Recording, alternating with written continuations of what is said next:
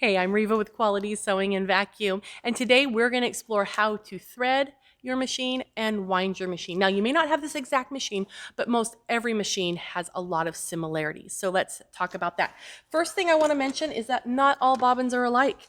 There are different bobbins depending on your machine, and they are not the same. So if you have some old bobbins in a drawer, don't think they're going to work. If you get rid of a machine, get rid of those bobbins because they just might not work. And then all you're going to have is issues and problems and frustrations and all sorts of icky stuff. So let's not do that. So just make sure you use the right bobbin for your machine. And you will find on your machine, almost every machine has some sort of spindle like this that the bobbin will set on. And to activate the bobbin winder, you're either going to push the bobbin over toward some sort of stopper. To turn it off, we'll go that way. Take a look at this one. This one's a little bit different. Instead of pushing the bobbin over, we push a lever toward it. So those are the two most common types of on switches for your bobbin winder. And in most cases, you're going to need to, once you get this set, you're going to push the foot control and then it will go. Okay, it won't be automatic. This one happened to have been automatic. So now if we look at the bobbin has two little holes on each side. Can you see the little holes there? So we have holes on that side, holes on that side. This particular machine, it doesn't matter which side up the bobbin goes. But you're going to find threading information laid out on the machines. Like here it is kind of embossed or raised up, threading and bobbin winding. And on this one, you're going to see it's printed. So you're going to have information to refer to, okay? Usually the dotted embossed line or the dotted printed line has to do with the bobbin. So we're going to take our thread and put it on our spool pin. Some have vertical spool pins, some have horizontal.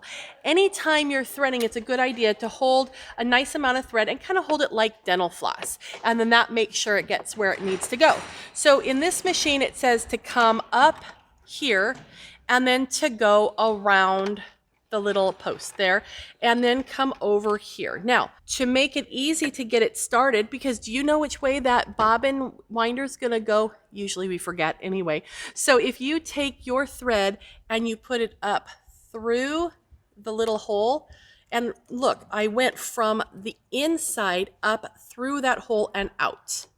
And then just set that on your bobbin winder, and it just fit down on there. There was no shoving or pushing or anything like that. It just sets down on there. Just make sure it's down all the way.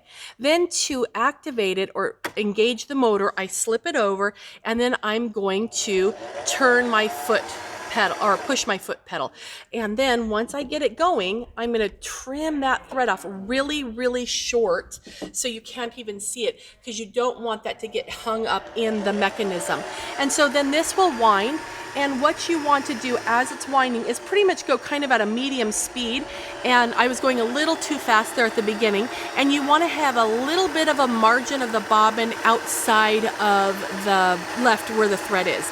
On your bobbin, you want it to be nice and firm, and look at how smoothly that is wound. There's no weird crisscrosses and no loops. If it's loopy, you probably didn't get it in the tension system, which is this little guy right here. You didn't get him in there right, but it shouldn't be mushy and it shouldn't be loopy, because those are all problems that will happen and frustrations that you'll have when you're sewing. So now that we're done, I'm going to push it to the left in this machine's case, and I'm going to bring it up and I'm going to cut the thread. Now, to put the bobbin in, this is a drop-in bobbin, and the majority of machines nowadays have drop-in bobbins, which are just wonderful because they're easy to get to and you can see how much thread you have left on them. So this one has a little door, and I'm going to push the door to the right, then he pops up, and I'm just going to take him and set him there. I always have to be careful where I set him so I don't lose him. And then it will show you how to put the thread in. There's little arrows, and even on here, there's a little diagram of how the bobbin goes in. So if you notice, my thread is coming down on the left side, not on the right side. So when you're working with a drop-in bobbin, when you pull the bobbin thread, it should rotate counterclockwise for a drop-in bobbin. Okay, so that's just standard. So I'm going to pop him in there. Now come take a look here. Can you see there's a little, let me get that out of there. Okay, can you see that little gap right there? That's kind of the little start of where that thread needs to go. So I usually put my finger on the bobbin, come in there, and then slide it the direction of the arrow. And now it's in the right spot. So now I can just put, and see now, see how the thread is seated over there? It's in the perfect spot to be picked up by my needle thread. And then I'll just trim him. The door is not overly tight, so it's okay. It's not going to keep that thread stuck down in there. So now we're ready to thread the needle. Okay. Now let's talk about the needle really quick before we do. There are different types of needles for every type of fabric that you're working on and such like that. So here is a needle. It has the eye right there, and then there is a flat side. The flat side on most machines, if your machine looks like this, your flat side is going to go to the back. If you put it to the left or the right, it's going to not work really well. And because needles are shaped in such a way that the bobbin hook encounters that needle, and that's how it forms a stitch, but they're shaped special to work with that. Now when you put your needle in, make sure you put it all the way up and then tighten that and grab a little screwdriver and give it a nice little tighten. And you don't have to go like gorilla tight, but you don't want it to fall out, right? Because you kind of need that needle. So I've got my thread spool back on here. Before we thread, there's one more thing I got to mention. Make sure your foot is up. You see how there's this little lever back here, and what happens when you push it up, and sometimes they're in very back, but that will raise up the foot and put it down. But it doesn't just do that. It also is working with the tension assembly inside the machine, and when it's up, it's all relaxed and loose and ready for thread to come in and lets thread pass through freely. If you have your foot down and you thread your machine, the thread might not go where it needs to go, and then you end up with loops of thread underneath and a big mess, and oh, the sound. That's just crazy. So if you ever hear a sound, you'll know what I mean when you hear it, then you just want to rethread. Okay, so again, I'm going to take my thread like dental floss, and on this machine, remember it said 1 is to come down here. Then there's a 2 down here that you can see the arrow makes a U-turn. And then it comes up here and it's going to go 3. There's a little 3 imprinted here.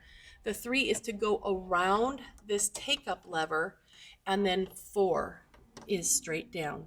So again, holding like dental floss, I'm going to come under number 1, go down to my number 2, which is a U-turn, and come up. Now to make sure I get it around my take-up lever, I usually pretend like it's a cul-de-sac and my thread goes around the cul-de-sac and then straight back down. I'm still holding it like dental floss, straight down through 3, and then there's a little thread clip right there.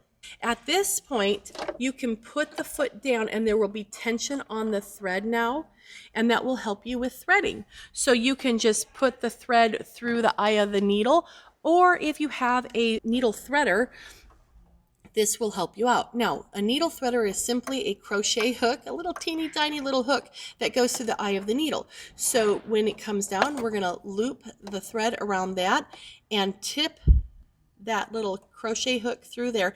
Now, don't just let go with the left hand because that will go too fast and we don't want to break our hook. Also, don't hold really, really tight with your right hand because then you're keeping the thread from going through. So you want to tip that back and slowly raise it up and then let go with your right hand, and there you have a nicely threaded needle. So now we're ready to go. Oh, there's cool things over here. There is a little thread cutter. Most machines have one. If you're sewing on a really old one, it might even be a little slit on the back of the ankle there. Now, when you're sewing a stitch, before you start sewing your seam, make sure you put that foot down so that way the tension is proper on the thread, and then you can sew. And that's how you thread your machine and how you wind a bobbin. So have a great time sewing and enjoy.